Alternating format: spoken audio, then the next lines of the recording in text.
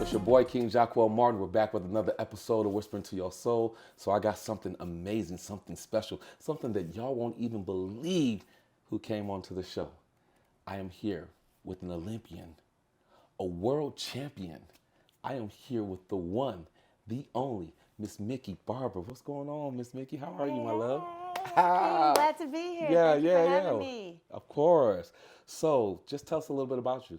Okay. Well, my name is Miki Barber, and I'm an Olympian, world champion in track and field. I'm a sprinter, and I went to University of South Carolina. I'm from Montclair, New Jersey. Wow. And I've been sprinting basically half of my life. Yeah. And something I've been loving to do, something I've been working hard at, and now I'm moving on into the health and wellness industry, and so I keep people fly and fit all the time. Yeah, first of all, that's a bar. You keep everybody fly and fit. Fly I and love fit. that. So look, if y'all looking to be fly and fit, y'all make sure y'all tap in with Miss Miki Barber, Olympian world champion. So you already know she got the credentials because she's been there, done that at the highest level. So if you're ready to be fly and fit, make sure you tap in, okay? Tap in. So let's get back to the beginning of this story.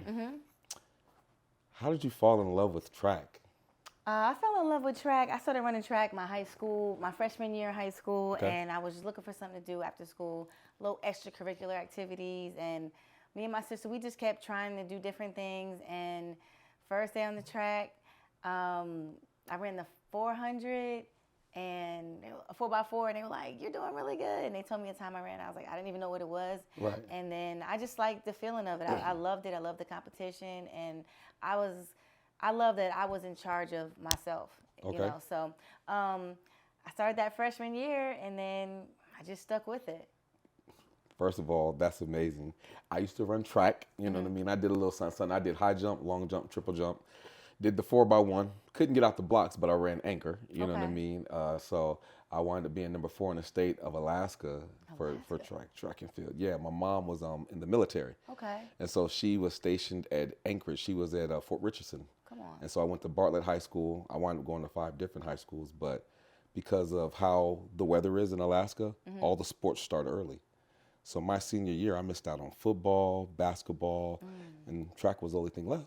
So I was like, you know what? Why not? Let's get it. Right. So I wound up running track. The 400, nigga. Yeah. Get to the 350 mark, you Yeah, don't the nothing drops won't on do. your back, the Man, flamingo, the bear, the tiger, yeah, the lion, the sniper.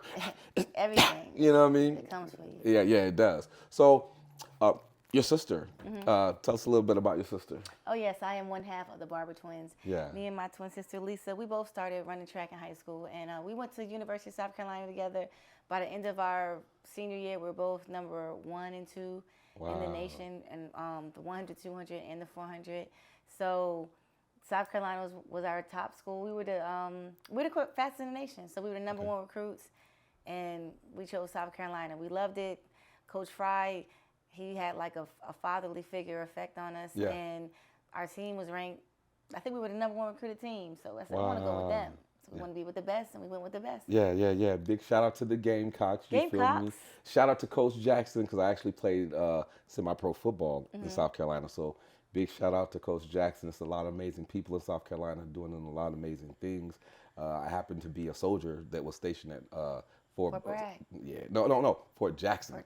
I was at Fort Jackson, Fort Bragg, North sorry, Carolina. North Carolina. No, it's love. I was at Fort Jackson. Yeah, I was at Relaxing Jackson as a soldier. You know what I mean? Long story behind that, but big ups to everyone in South Carolina doing big things. Metro. Yeah. You 803. feel me? Type vibes.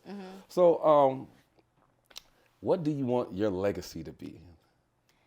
I want my legacy to be that I was a good person, and that I did what I wanted to do, and that I was a helpful person, that I love what I did, I love people, and I love God.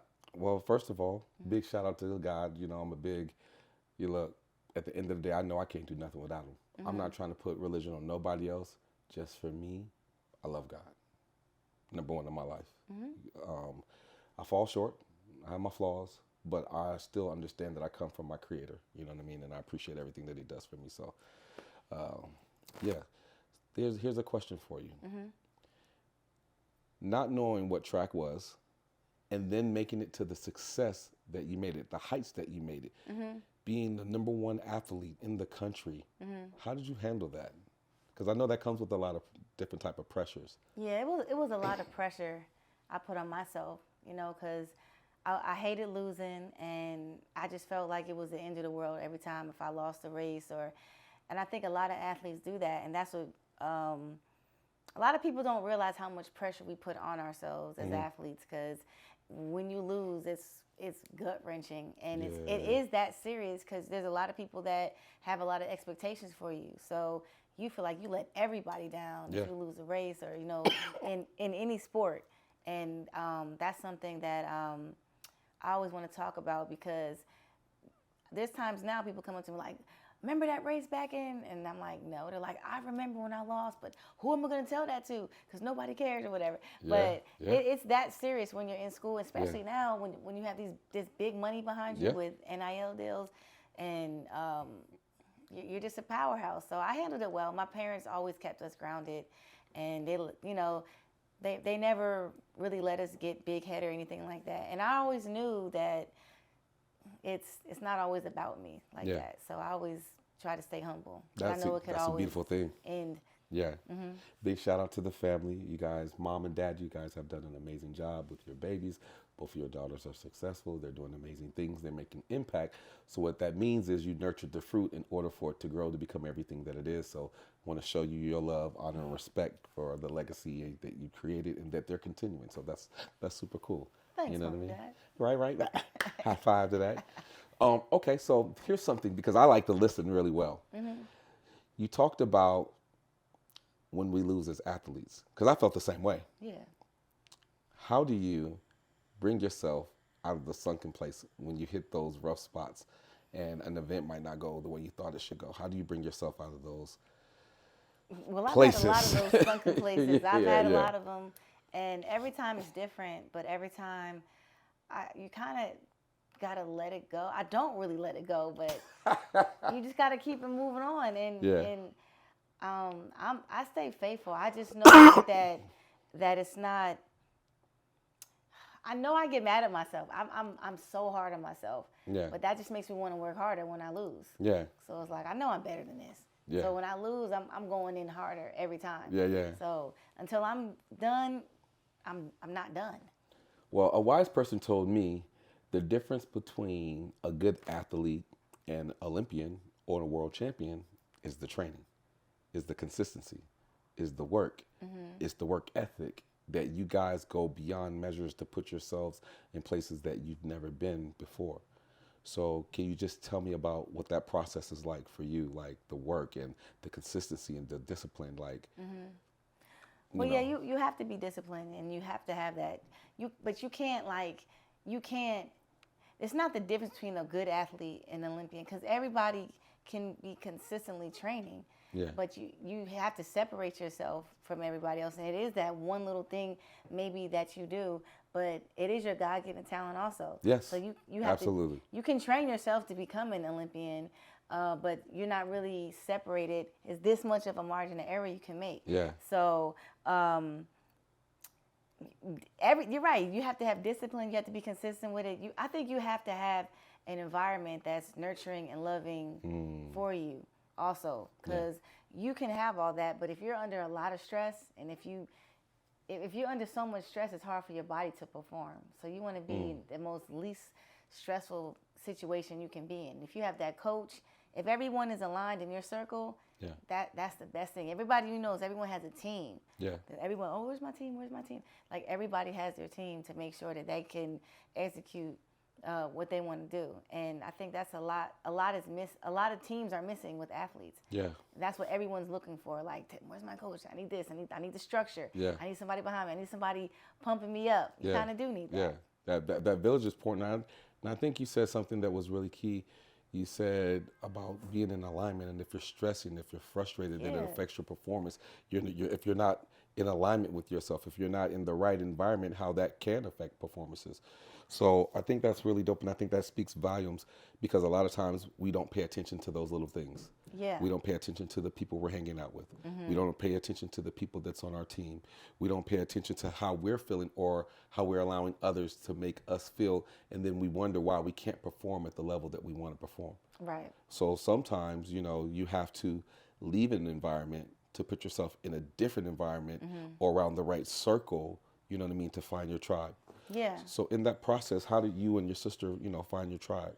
Honestly, me and my sister never trained together as professionals. Wow. Not really. We trained maybe 1 or 2 years, Okay.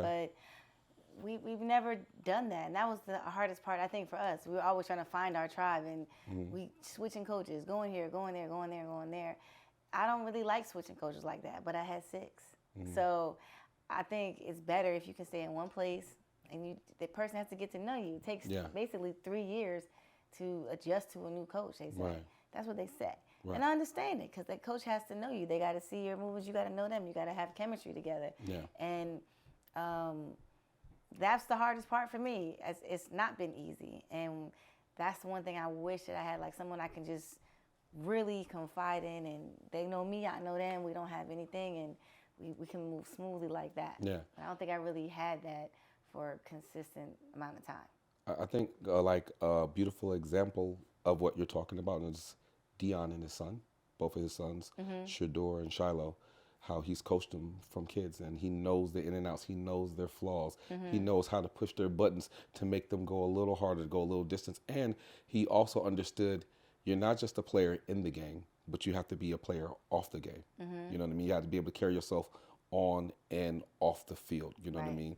And so I do agree with you. Big shout out to Dion, Shiloh, Shador. One day y'all be on this show. You know what I'm saying? We're going to speak that into existence.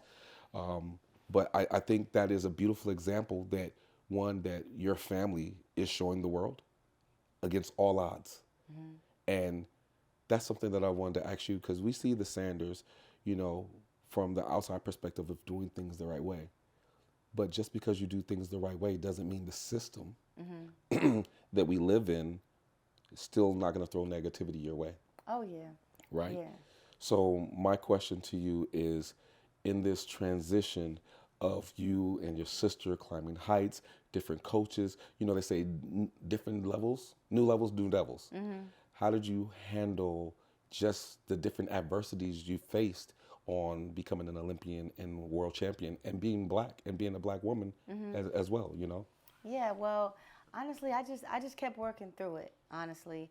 And that's one thing. I don't think that I lived up to my true potential as a professional athlete. I think I was great in college, but I don't think my career as a professional athlete was anywhere near as what I think it should be. And I'm being honest with myself. Like, I know what I could have done, but I didn't do it.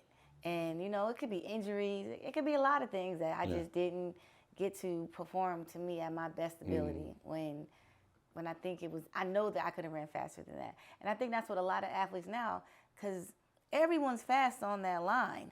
It's just one little thing. Or there's so many people on that starting line, and there's so many great athletes, but one injury can hurt.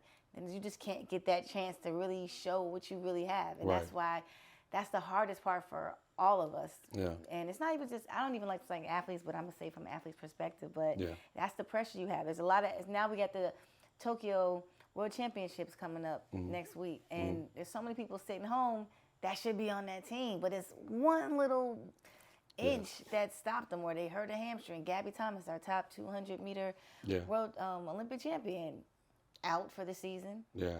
So just sitting down like, and then trying to get back up every time is hard. And you say, as being a black woman and an athlete, honestly, that's kind of been the hardest thing to deal with. Not to deal with, but when you say you're an athlete, it's always like, what are you going to do next? Or would you still want to run? Do you want to retire? Like, how long am I going to do this? And then I still kind of want to do it, and then it just keeps going, or no one thinks you can do anything. You're always going to be known as an athlete. And I don't think it's bad at all. But I think there needs to be more resources for athletes when they retire. I love that you said that Big shout out to my friend, Mr. Bernie Dorham, who's no longer here. Mr. Bernie Dorham was over CEO Space, and it was a private entrepreneur conference. In it used to be held in Henderson. Shout out to his wife, September Dorman, who's still here.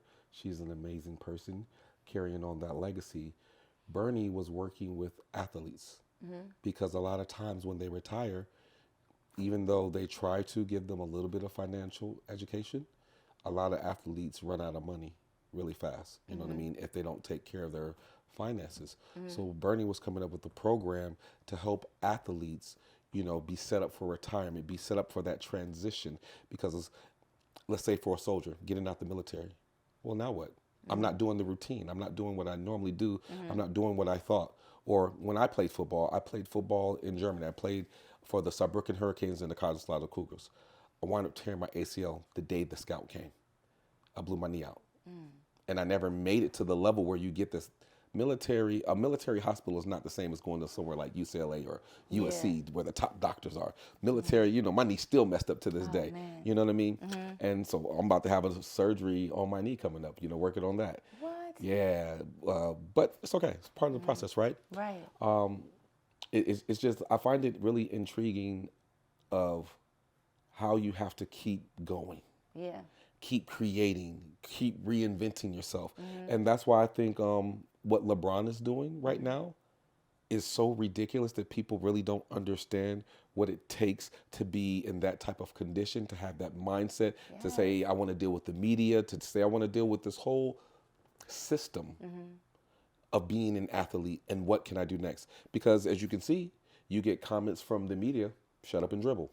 Right. We can't let the inmates run the prison. We still are in this system. You see, Shador was a top college quarterback coming out, and then he got dropped to the 5th round because sometimes the system wants to make an example of you. You mentioned Gilly when we was off camera. And Gilly made a comment, and he says, sometimes the system has to remind you that you're still, Yeah. Yeah. So how did you continue just say, you know what? No matter what, no weapon formed against me shall prosper, and I will continue being great. Right. What was that for you? So I ran forever. I ran for 20 years. And Wow. most of those years, honestly, weren't good. They're okay. Like, all right, Miki, looking good. Then I'll pull my hamstring. Then I'll do something like that.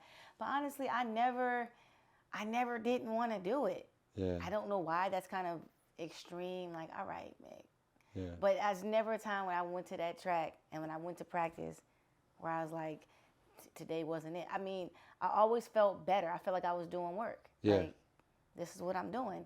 And then it's like, why can't you be an athlete? Because you can be a health and wellness person, but you're training every day. Yeah.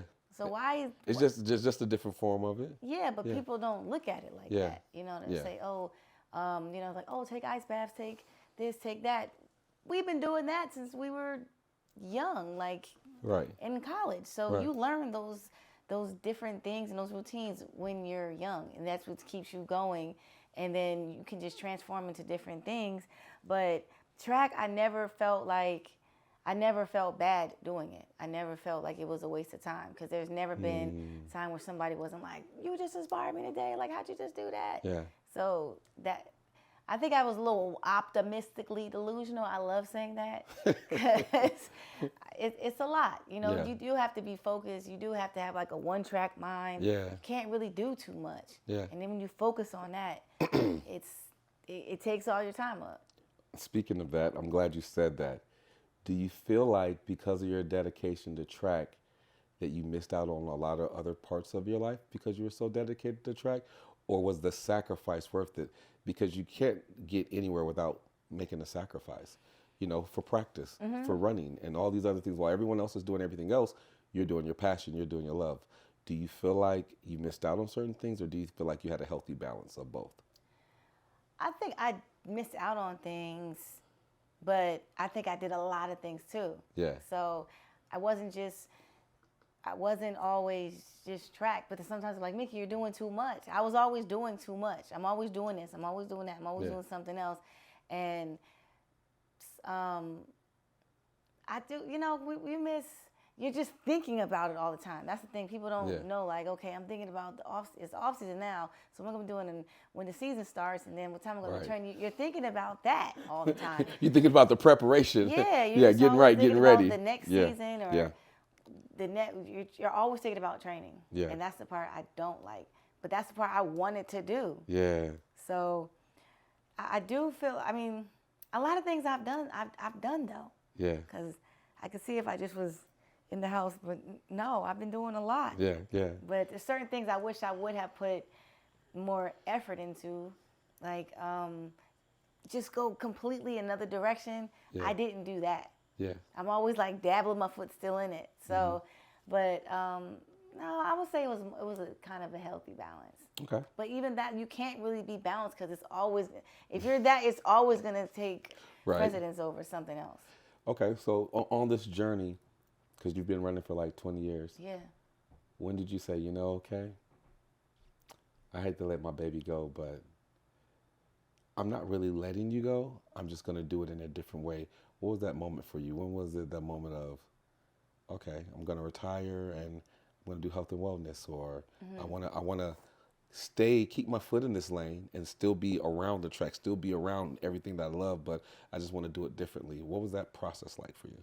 Well, I thought I was going to stop after 2016 Olympic trials when I didn't make it. I really did. Like, I'm done. It's stupid. It's over. But then the next season, I'm like, I still feel pretty good. Yeah. And then that next year, I had a really good season, but I got hurt right before championships. But 2021 to me was it. Like, all right, enough. I was doing really well there too. I was having one of my greatest practice, and then I hurt my hand really bad. I got into a really bad accident with my hand, and it doesn't work anymore. And I severed 5 tendons in my nerve, and I was just stuck like this for months. Yeah. And it still is not healed. But then it's like, all right, you can't even put your arm down. There's nothing you can do right now, and you've done it. There's nothing else you can do right now. You've ran longer than probably anyone has in a long time. Yeah. And your times aren't dropping like that. So like, all right, enough. Yeah. But I'm always in it. I'm still at the track. I still train. Yes. I still love doing it. When I see somebody running, I'm looking at their form. I'm always coaching. I coach at a high school. I'm a head coach at Chaminade High School. Big shout out to Chaminade High School. Chaminade. And I love being around it. Yeah. I love I can see it when someone just run. I'm like, oh, let me fix that boy. Yeah. So I'm always in it, and I love being a part of it. But it's just natural to me. Mm-hmm. So when people, they always talk about track, and so it's there. When it came to the injury with your hand, what is it okay to ask what happened? Oh yeah, I was getting my AirPods out the trash, and there was broken glass in it, and it severed 5 tendons in my median nerve. Jesus. So yeah, it was bad. It was terrible. God. It was horrible. And I was it was a month before the Olympic trials in 2021. And what? Yeah, it was bad. And I'm like, I feel good still. I can't believe I was feeling great. Yeah. I remember it. I was like, I'm about to make this team. I qualified for the Olympics. So for me to qualify for the Olympics with the injury? Later, no. I've already made the qualifying. You made the qualifying. I was about to go to the trials. Yeah. And no, there's nothing I could have done. They're like, just tape it up. You're not taping this up. No.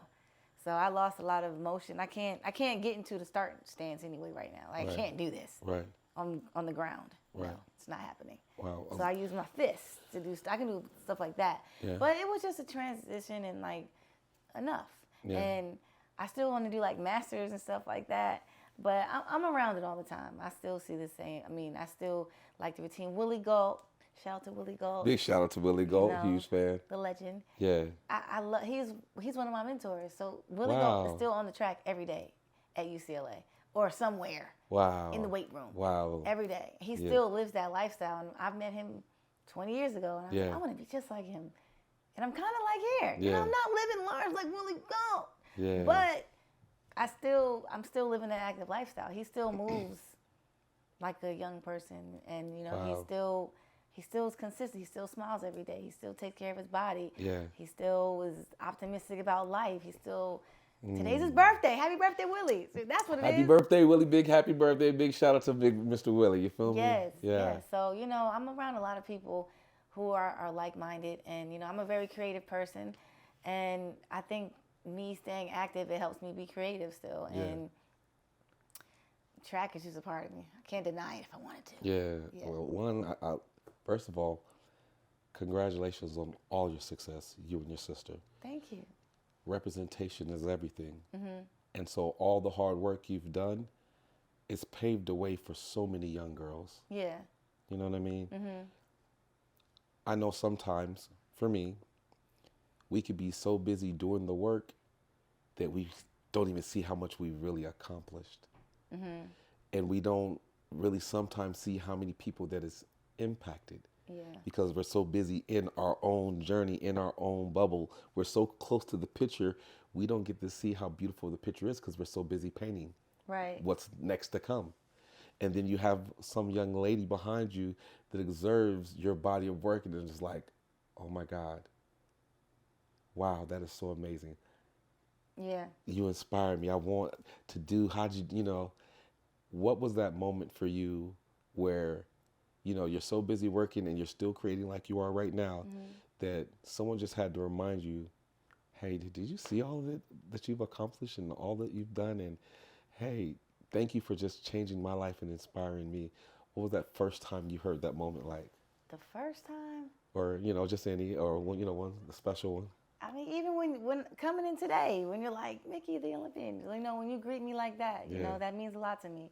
Because a lot of times, I'm like, dang, I didn't get a gold medal in the Olympics, or I got a world champion medal, but it's a relay.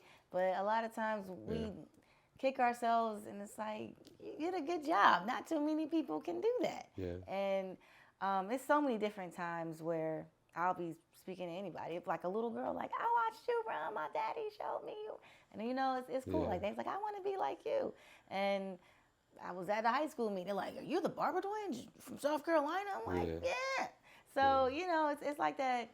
I get a lot of those moments, but I'm always grateful for it. And I put pressure on myself. Yeah. Like, I always have regrets or look back, like, why didn't I do this or why did I do that? But then I didn't realize my legacy was already made a long time ago. Come on now, you better talk. It Come was. on, cook, Miki. And I was like, you better cook, Miki.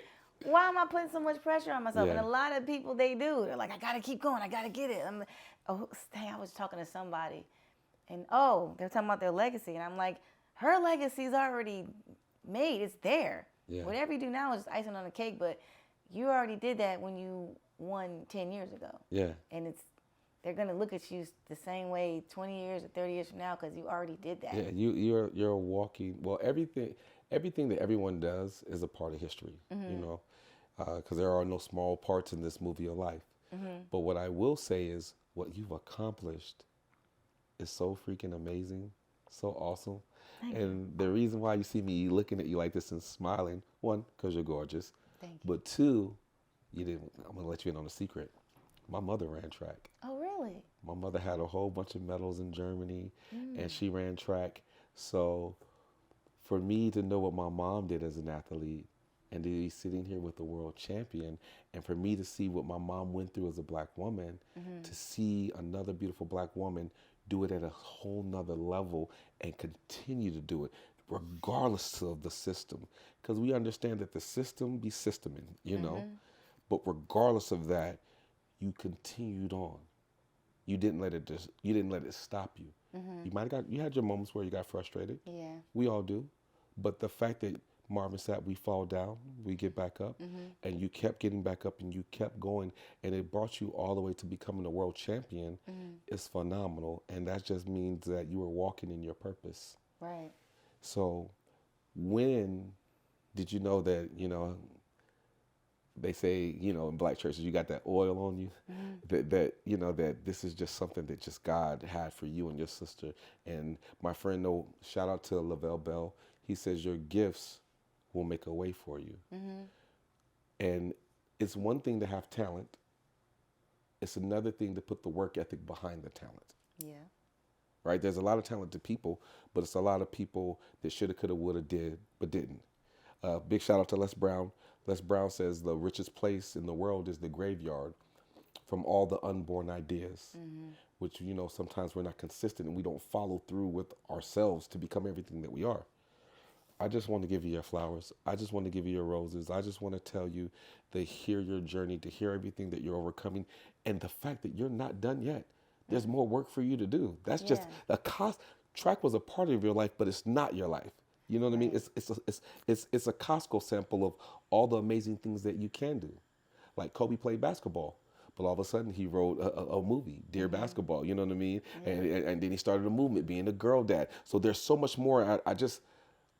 We can't change how other people think because other people try to put us in a box. But I'm so happy that you're not allowing their box to define you. It's hard not to. Yeah. It doesn't stop. Yeah. And my glory years were basically in college. I mean, it's still professional, but it was already written already. So I was keep trying to chase that high again. Like, okay, I gotta get another medal. Like, it's not that serious. It is that serious, but you think you're gonna change. It is a little bit. It is, but you think everything is gonna change. Your whole life is gonna change. Yes. Or say when Allison Phillips, she's like, I didn't get the medal. I was sad. Or like, what? Yeah. You to go. Like, she was, do you ever see how she talks about sometimes like not winning or overcoming obstacles? Okay. But I'm like, you won everything, Allison. But she's still in her mind thinks, nah, she got there's that more. silver medal because she didn't get the gold medal. Yeah. But she still got a silver medal. Yeah. I wish I had a silver Olympic medal. Yeah. So it's different. It's levels to it. It you is. know? It is. So everyone, if you don't have that gold medal or certain goals, you're always going to keep trying to chase it and keep doing things. But it's like, you did it. It's what you got. You did it. It was a good job. Yeah. Don't beat yourself up about it. I think that's a fact because I was number 4 in the state and I didn't place.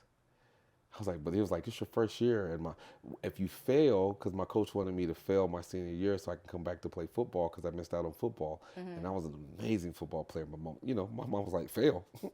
Not in the house of the Lord. The devil is a lie. You going to pass and you going to get out, Yeah. Love you, Mom. Just teasing. But I'm telling the truth right now. And it's funny how things come full circle. Right. And sometimes you got to say, thank God I didn't get what I asked for. Because my life would be totally different and maybe I wouldn't be doing what I'm doing right now. You know what I mean? And that's okay, but I'm grateful for where I am. I'm grateful for where I'm going. So, yeah, you might not have got that one gold medal at the Olympics, but you did get the medal at the world champion and being a world champion. I mean, it's cool. Yeah, It's cool. Yeah. Yeah, but you know how many people in the world will never see what you did? Right. You know what I mean? And that you accomplished. So, I mean, it's funny because we're so busy doing the work. We're like, I want this. And other people are just in awe like. And then you could hear some people that are in this industry like, oh, well, you're not a real, or, people tell you that all the time. Yeah. So it's like, what do you listen to and how do you protect your peace? Yeah. Now, see, okay, so that's a transition to my next question, right? Because you do have people that are NBA players. Like, let's just use Shaq and Charles Barkley. Yeah. Charles Barkley was an amazing basketball player. He was one of the best, but he never won that ring. So Shaq, who was one of the greatest of all times, you know what I'm saying? He always gets to have that little, that little jab. Yeah. But you don't know what it feels like to be a champion because you never won, Chuck. Right. You know, in that world. So that one little, it kind of eats at you and you kind of got to deal with that. But that's why I kept going. Like, I know I can do it. I get it. But okay, 20 years later. All right, Nick. Yeah, But it's been a journey that I enjoy. It's been a lot of, I was trying to be the first to do something, or like I was trying to change things in the sport also. And I think a lot of athletes, like when you keep running, you're making a statement right there. You're trying to change things. So you want to be one of the leaders in the sport or to stay relevant in the sport. Yeah. And just put your hard work in and hopefully it gets seen. What did you want to change? If you could have done any of the changes that you actually really wanted, what would one of them be? To where athletes can get more money. We don't have a union. Yeah, come on. We don't have a union. That's what the WNBA is kind of the same thing. Yeah. Like I was doing this for a long time and nothing. I don't see much that has really changed. It's getting better, but it doesn't affect the whole community. Yeah. Like it's a lot to work on, but I feel that everybody should be able to eat and you know, take care of their families, the kids. We're grown men and women that have to take care of ourselves, and you know, we work hard. 90% of us have degrees and are very intelligent, and have jobs and have families, or you know, have big responsibilities, and you're out here working 5-6 hours a day, physically, manual labor, and then it's like, here's $2. Yeah, it's kind of like that. So even when Noah Lyles, when he was talking about the basketball players being world champions, I get with his frustration, because he's like, no, I'm a world champion. For real, I race against everybody around the world. I travel around the world. I'm going outside.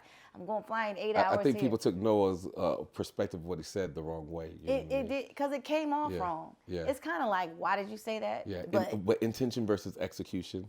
You know. Yeah. But to me, I'd be like, Brown, like I need to be on the wood at the games with y'all. Like we're cool. wouldn't even think of it like that, you know, because it is two different sports and stuff, and it's always going to be like that. We can't really compare basketball and track, right? You just can't. Yeah. Football, but we can't do that. So and it's funny because the owners have been, or the system has been eating off our talent for a long time. Of course, forever. We're the first sport. You know what I mean? They've been eating off of our, but that's why I'm excited about the NIL deals, because people are getting paid.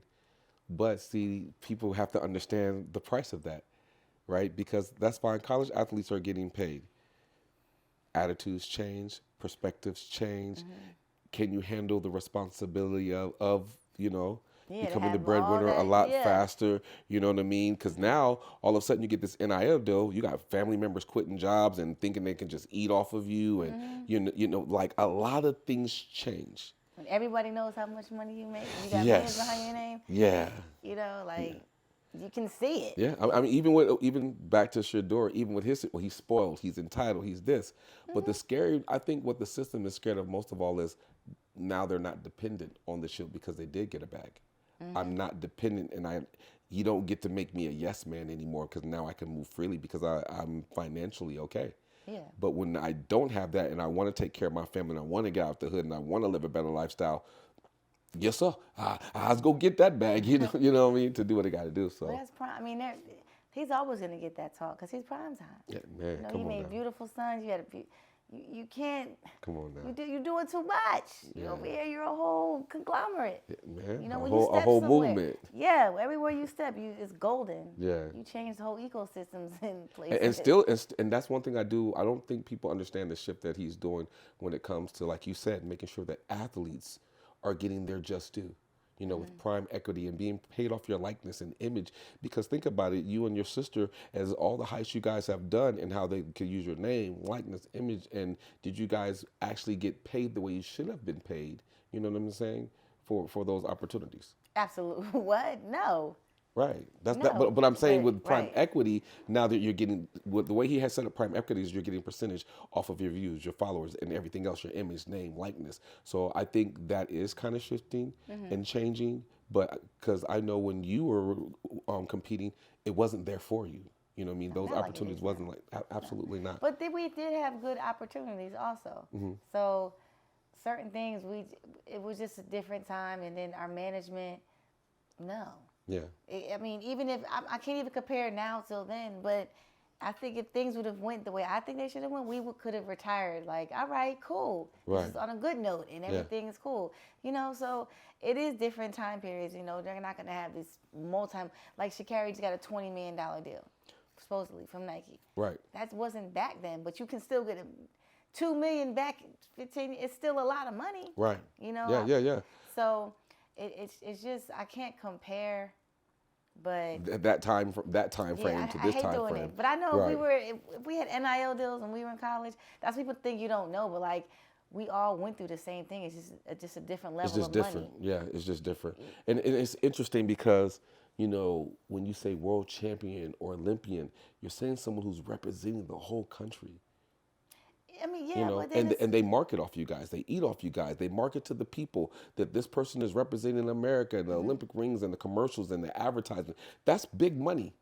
And for you guys not to see the purse the way you should see the purse, I think it's a shame because, you know, you guys are making history for us and you guys are the Americans and we're making America so-called great or whatever they want to call it, you know. I mean, that's just my perspective. I'm not saying this for anyone else, just mine, you know. But the hardest part is feeling seen and heard because you kind of don't. That's why, you know, saying, oh, sometimes I question, like, what does Olympic medal mean? Or because it doesn't sustain. Does it sustain? Like, what is it? That's a great question. You know, like, I'm an Olympian. I'm a world champion. I love the title and all, but then can people relate to it? Or some of my friends are like, Miki, I don't know about track, so no one knows what that is. I'm like, okay, I thought you wanted to know. I don't know. Wow. So, and then it goes there. It's like, oh, you stay in your track world, and we're going to talk about other stuff. I'm like, I can talk about that too. Right. You know, and even I do talk about track because people don't know. So when I'm like, no,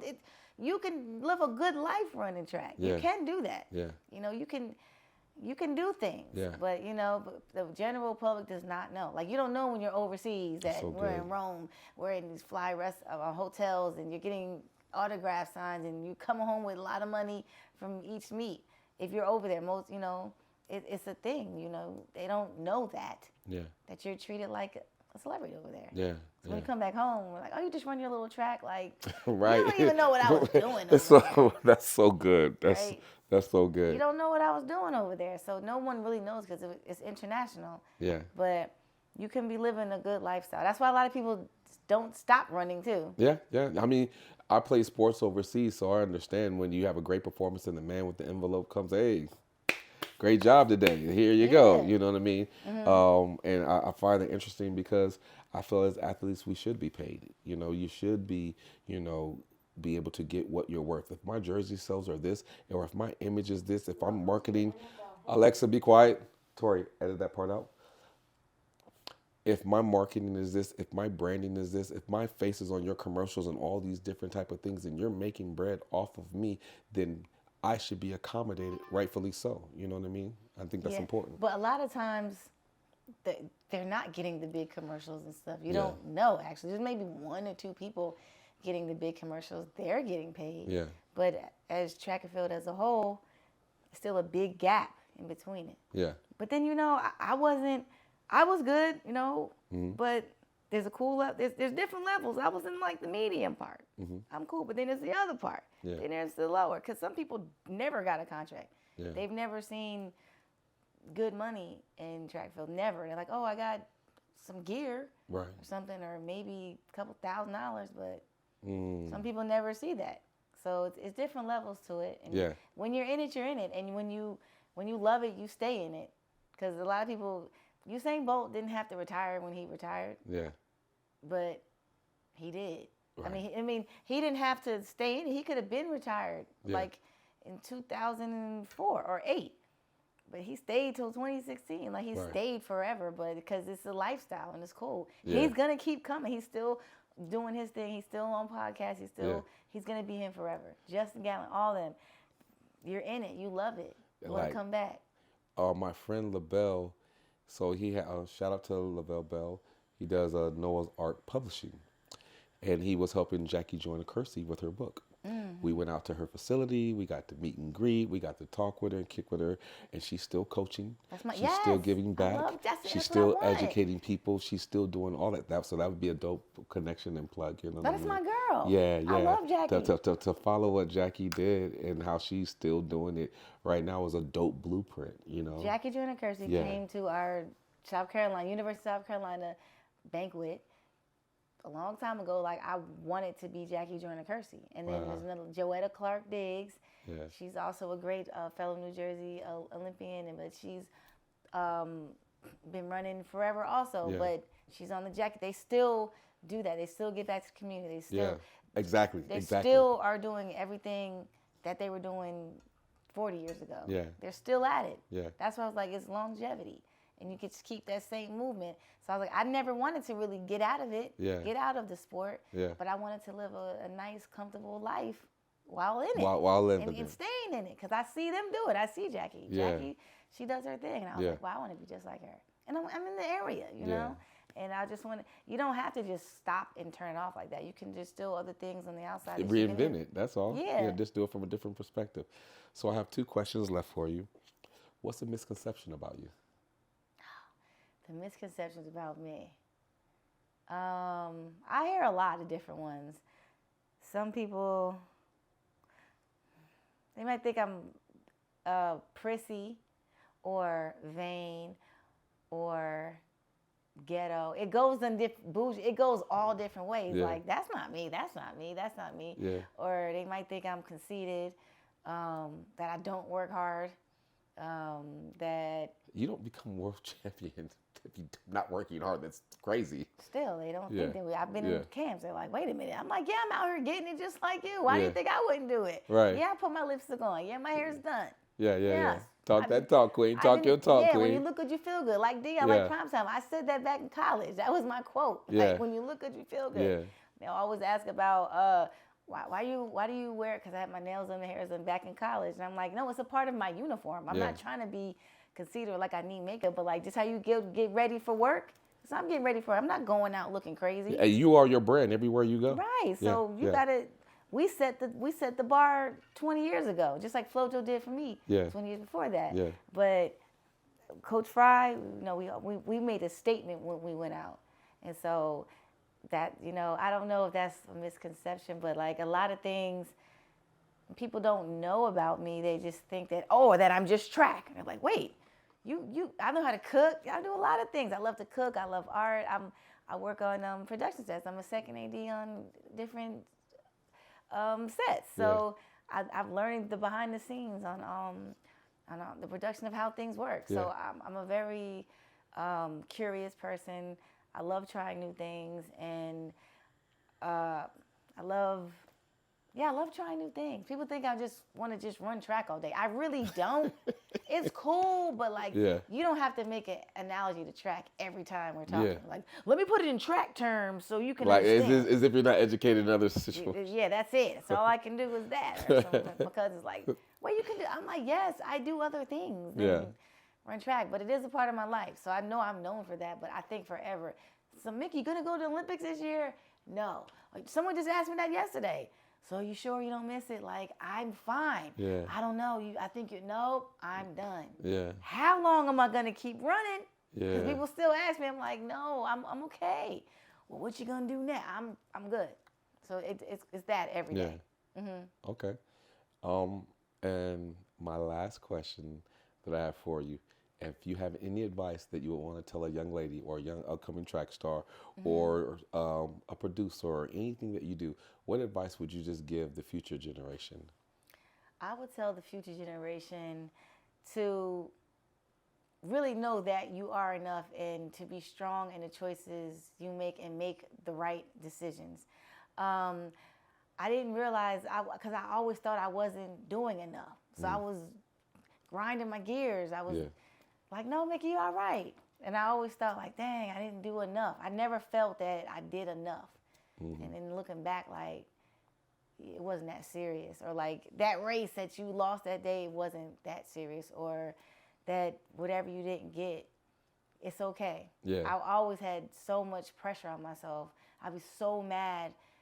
And then it's like, what are you gonna do about it? Yeah. So just give yourself grace and to love yourself.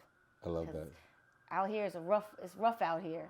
Yeah. And I didn't really know that. I didn't really know until I got to the mean streets of LA. But I made it out here. It's a thing. You already know. It's not easy. No joke. It's no It's a whole joke. nother ball game that I You had gotta stay locked in here. That's I true. had to find out. And running track out here. Yeah. It's a whole nother. You got so much going on. Yeah, you it's a might lot. go in a movie. You might go here. You might go do that. A lot of distractions. It's a lot of distractions. I didn't think about it. Yeah. I be going somewhere and like, where you at? No, I should be asleep. But Yeah. you got to live and you got to eat. That's true. And if people want to find you, support you, where can they find you on social media? What's your social media? You can find me on social media. On Instagram, I am Miki Mango, MIKIMANGO, at Instagram.com. And then I'm Twitter, MIKIMANGO. And that's really it. I'm not even the TikTok. It's not there yet. Not there yet. Yeah, that's but good. get me on Instagram. Yeah, Miki type Mango. vibes. And I'm your host, King Jacquel Martin. You can find me at KingJaquellMartin, or you can just find the show at Whispering to Your Soul. It's spelled the way it sounds, Whispering to Your Soul. And I am here with the one, the only Olympian, world champion, beautiful entrepreneur, Miss Miki Barber. Thank you. And that's our show.